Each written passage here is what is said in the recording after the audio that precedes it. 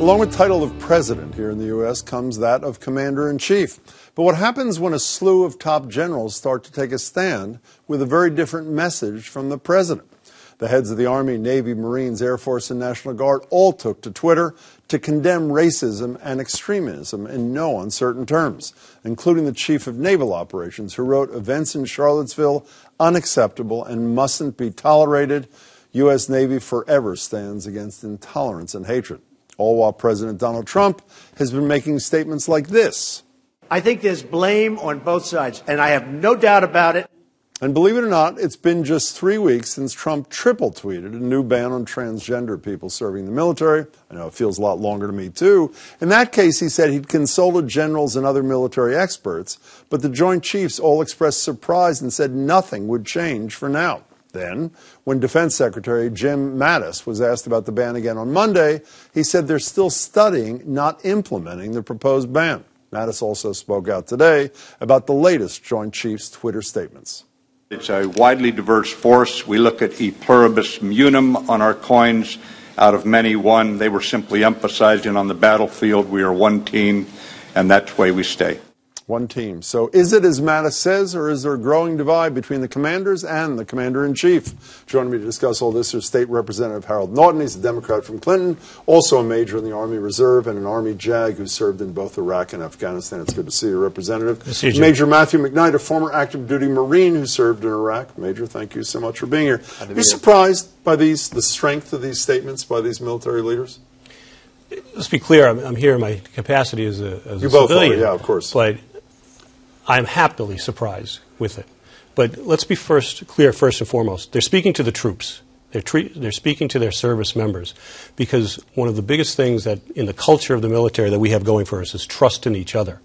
And if I'm going into a battlefield, if I'm going downrange, I want to know that the man or woman on my right and the man or woman on my left are going to have the same values and beliefs, and that I can count on them, and that they wanted to make clear, the service chiefs wanted to make clear that there is no place in our military for white supremacy and for the values exemplified by the Klan or by the Nazis. And they. But why did they feel the need, Representative, to make that comment to their men and women? Would they have made it if the president hadn't said what he said? I think not. I mean, I understand it's illegal for them to get involved in political activity, but it seems to me, Major, that it is not, with all due respect, naive for lay people like me to believe that these leaders were not saying, don't listen to him, listen to us. We're your immediate leaders. Is that not a credible position? I agree deeply with what the representative said, and I think you have to put this in perspective of those of us who have served and who are serving now, including the service chiefs and the chairman of the Joint Chiefs. These are men and women who have served their entire careers, 40 years in some cases, with a conversation that first started with an oath to the Constitution and a deep respect for the chain of command. None of these messages were in disagreement or counter to their commander-in-chief. They were messages to the troops. And I think that General Mattis said it very well. We are one nation. We are a unified set of individuals fighting abroad and at home, training, and we do not see the divisions that were apparent in Charlottesville. Yeah, but with all due respect, Major, I think I would say, since you were the experts and since you've served, fine, were it not for the fact this has become a trend. A couple of weeks ago, the president wakes up, bans transgender Americans, thousands of whom are serving, from the military, and what happens from the chair of the Joint Chiefs of Staff? Quote, we're changing nothing. Now, it sounds to me like this is borderline rebellion. I know both of you say it's not, but this is what they're saying. We're not him, aren't they? What they're saying is the realization that in this country and in the 240-year history, say, of the United States Army and our other services, the military service has always been the great equalizer in this country. Sure.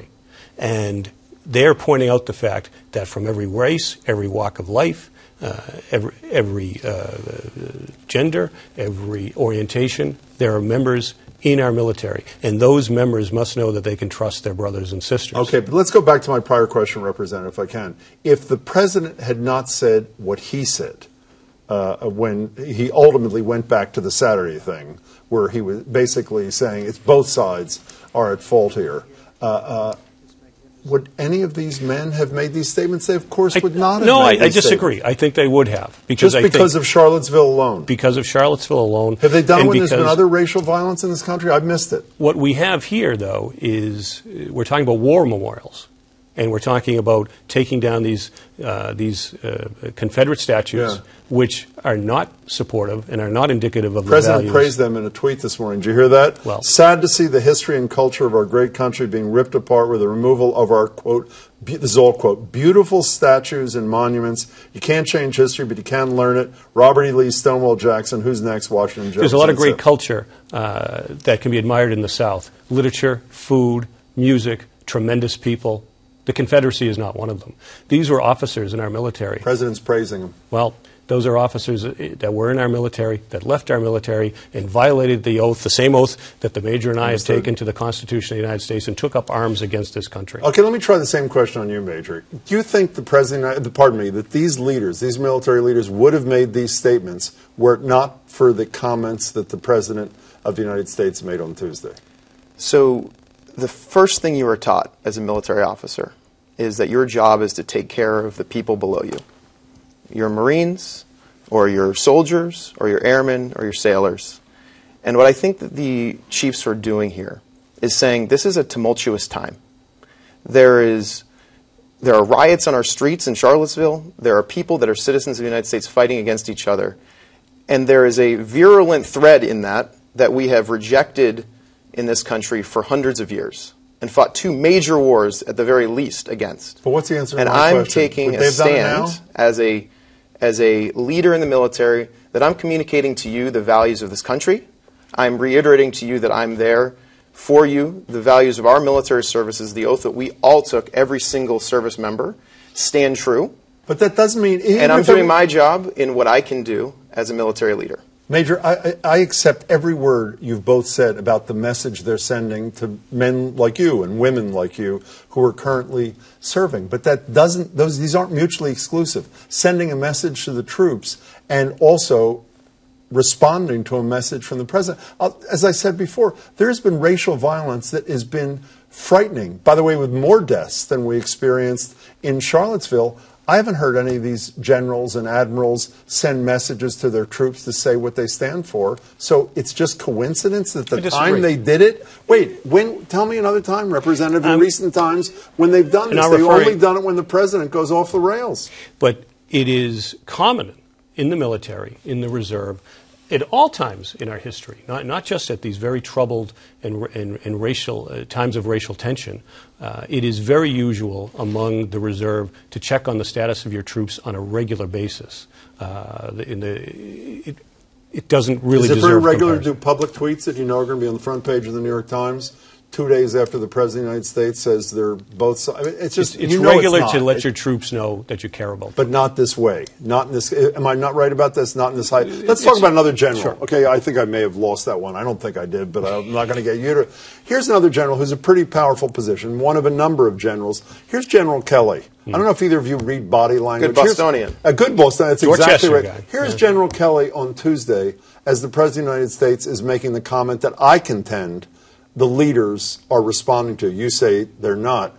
What do you read in General Kelly's body language, Representative? I think you could tell there's some discomfort there. Same kind of discomfort the generals that we're talking about felt that led them to send these messages to their troops? But what they did is they took no public issue or opposition to the President. What they did is let their troops know that they care about them. General Kelly is not a serving officer anymore. He's one of the finest men I've ever met in my life. He gave a son to this country. I'm glad he's there. I'm very glad he's there. Let's go back to one last thing before let we me go. let me address that. Yes. I think there's something very important about military leaders at all levels, from the fire team leader to the squad leader to the platoon commander to the leading generals. They value order. Their job is to prepare men and women to go fight this nation's battles. So that is very different than the politics of America. And throughout every period of American history, I was in Iraq deployed during the 2008 election. Our leaders constantly taught us to focus on the mission at hand because we were serving an important mission for the United States. But when you're in Iraq, I'm sorry, when you're in Iraq... And it did not matter what the political conversation was. But it's not just... When you're in Iraq, or you're in Iraq and Afghanistan, and you're serving next to people of color who are your brothers and sisters in that environment, and the President of the United States says what he says, my guess is they're not real happy about it. And I also guess if they're not happy about it, you're probably not happy about it. In 15 seconds, is that not a fair statement? I don't mean you personally. I mean the man like you serving in Iraq. I think it is fair to say, and I think you've heard a tidal wave of this in this country, rightfully so, that there is no place in our country. It's what the chairman of the Joint Chiefs of Staff said. It is what the leaders of each of our services said in their tweets. There is no place in this country for that type of fascist behavior. You have 10 seconds. You want those individuals to know that you have their back and you're expressing selfless every service, second of the day, honor, integrity, and personal courage. Representative, it's great to see you. Thank you so much. Great to see you. Pleasure Thank you to for meet your time. Really appreciate your time as well.